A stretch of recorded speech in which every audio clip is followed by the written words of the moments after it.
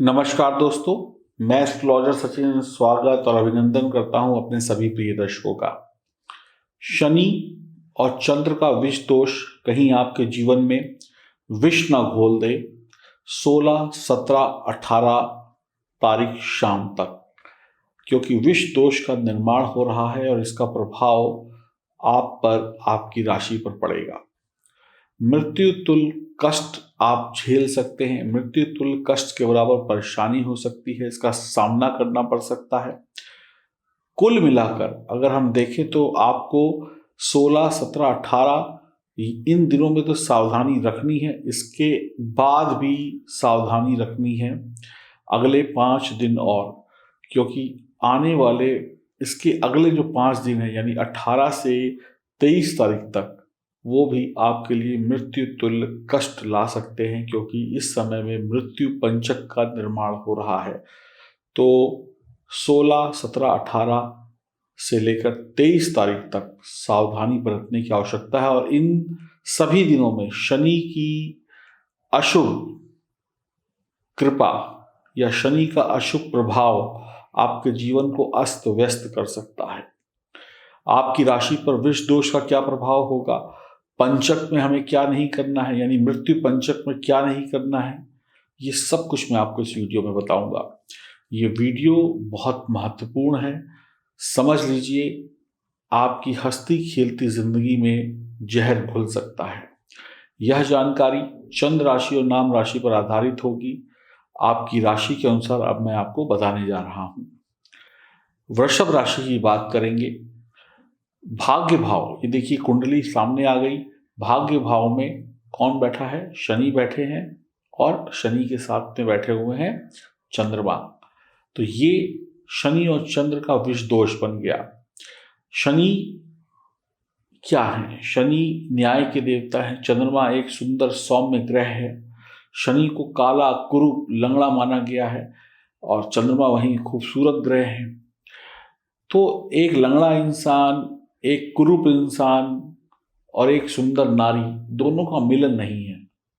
शनि लंगड़े होने के कारण धीमे धीमे चलते हैं। जो काम 4 दिन में होना चाहिए उसको पूरा महीना लगा देते हैं। और चंद्रमा तेज है, फास्ट है, हर 1.25 दिन में अपना स्थान बदल लेता है। तो कहीं ना कहीं चंद्रमा तेज है और एक धीमे है। तो वो लंगड़े हैं और वो तेज है। तो लंगड़े और पैर वाले की दोस्ती बहुत लंबे समय तक नहीं चलती है।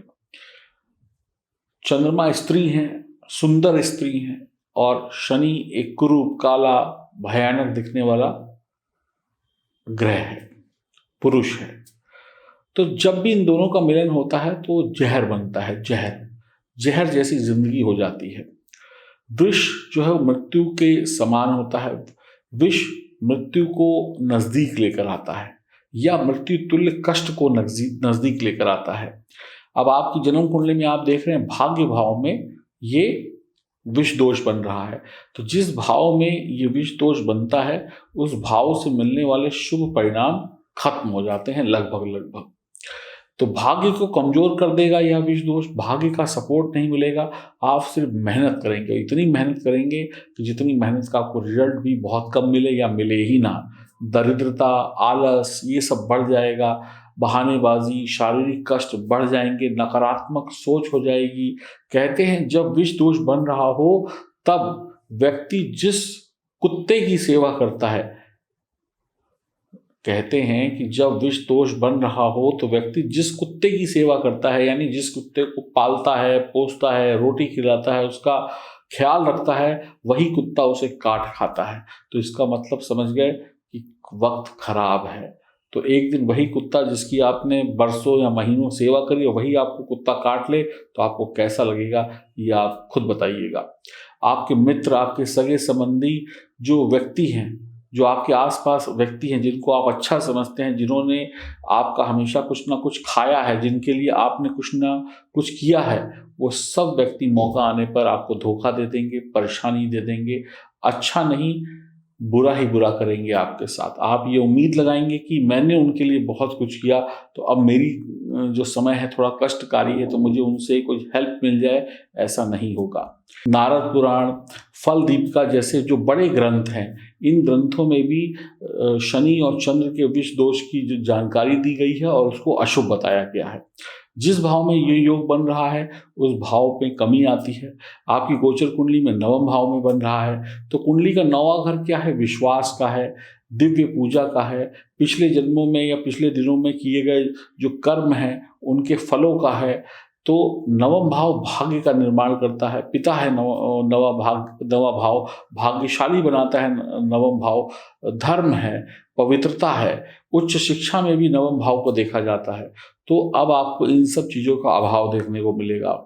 धर्म, पिता का प्यार, पिता का आशीर्वाद में आपको कमी देखने को मिलेगी। कुछ लोग नास्तिक हो जाएंगे, धर्म के विरुद्ध हो जाएंगे।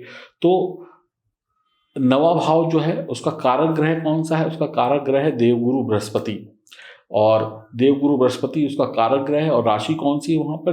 9 नंबर आता है नवे भाव में, तो यानी कि धनु राशि। तो नवे घर का शनि बहुत परेशानियां पैदा करता है, सामान्यता है। तो जब विष दोष बन जाएगा तो परेशानियां और ज्यादा बढ़ती चली जाएंगी। भाग्य का सपोर्ट तो हर व्यक्ति को चाहिए होता है। तो वृषभ राशि वाले जो भी जातक जातिका महिला पुरुष हैं उनको इन 3 दिनों में भाग्य का सपोर्ट नहीं मिलेगा। धन कमाने के लिए कड़ी मेहनत करनी पड़ेगी। आपको शारीरिक कष्ट बैठे बिठाए हो जाएंगे। आपके जो कष्ट शरीर में चल रहे हैं, जो शारीरिक बीमारियां आपके अंदर हैं, उनको ठीक होने में वक्त लग जाएगा। आपकी दवाएं जो है ज़्यादा उन पर खर्चा हो सकता है। कोई ऑपरेशन वगैरह है तो वहाँ पर तकलीफ बढ़ सकती है।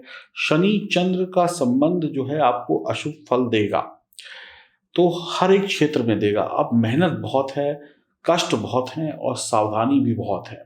यदि आप रात्रि में दूध पीते हैं और उसके साथ में बादाम खाते हैं तो फिर समझ लीजिए आपको शांति नहीं मिलेगी, कष्ट और बढ़ेंगे। या आप दूध पीते हैं रात्रि में, खाली दूध, अकेला दूध, तो भी आपको कष्ट होंगे। या शनि से संबंधित कोई ड्राई फ्रूट दूध के साथ में लेते हैं तो भी आपको कष्ट होंगे। तो ये आपको हानि देंगे, इसका परहेज करना चाहिए। आपको हर कदम संभल संभल कर रखना होगा। आपका काम इस समय में कम बनेगा, इसलिए बहुत ज़्यादा चिंता मत करिएगा, बहुत ज़्यादा हाथ पैर मार कर खुद को निराश मत करिएगा। अपने पिता से अच्छा संबंध रखिएगा, क्योंकि पिता के लिए भी कष्टकारी समय हो सकता है। यह समय पिता पुत्र में मतभेद हो सकते हैं, भाई बहन से अनबन हो सकती है, नौकरी हो या व्यापार हो वहाँ पर समस्याएं आ सकती हैं, परिवार में अशांति हो सकती है, शिक्षा में रुकावटें हो सकती हैं, बनता बनता काम एकदम अटक जाए, बनता बनता काम एकदम से खराब हो जाए। तो बहुत सारी समस्याएं वृषभ राशि वाले जातक जातिकाओं के जीवन में आएंगी। जब भाग्य ही रूठ जाए तब समस्याएं बहुत ज़्यादा बढ़ जाती हैं। अब 18 से 23 तारीख का जो समय है उसमें बनेगा मृत्यु पंचक। मृत्यु पंचक क्या होता है? जब मृत्यु पंचक है एक कष्टकारी समय जिसमें हमें शुभ काम नहीं करना है। जो पंचक शनिवार से शुरू हो उसको मृत्यु पंचक कहते हैं। तो इस समय में यदि आप कोई वाहन खरीदने जा रहे हैं, कोई गाड़ी खरीदने जा रहे हैं, या कोई घर बनाने जा रहे हैं, घर की छत डाल रहे हैं, कोई नौकरी करने जा रहे हैं, कोई ज्वाइनिंग डेट आती है 18 से 23 के मध्य, या फिर कोई इंटरव्यू देना है, या किसी नई चीज़ की शुभारंभ करना है, वाहन लेना है, वाहन बेचना है, ज़मीन लेनी है, ज़मीन बेचनी है, कोई घर में शिफ्ट करना है, तो कोई भी शुभ काम इस समय में नहीं करिए। अगर इस समय में जो भी शुभ काम करेंगे उसमें आपको और कष्ट होगा, आपका शुभ आपके ऊपर अशुभ बनकर चिपक जाएगा। तो बहुत बहुत सावधानी आपको रखने की आवश्यकता होगी इस समय में। तो कुल मिलाकर 18 से 23 तक जो समय है इसमें कोई शुभ काम नहीं करना है, चाहे वो शादी हो, चाहे वो गृह प्रवेश हो, चाहे बर्थडे हो, चाहे वो किसी होटल की उद्घाटन हो, या किसी शॉप का उद्घाटन हो, या कोई वाहन लेने की सोच रहे हो, या घर बनाने की सोच रहे हो, या स्कूल में एडमिशन लेने की सोच रहे हो।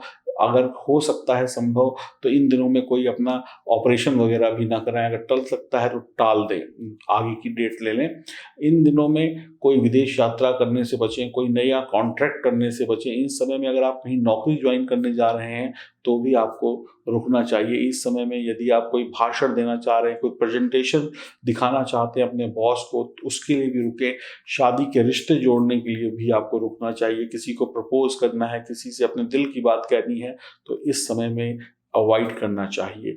तो ये मृत्यु पंचक जो है ये आपको कष्ट दे सकता है और शनि का विष दोष भी आपको बहुत कष्ट दे सकता है, तो संभल कर रहने की आवश्यकता होगी।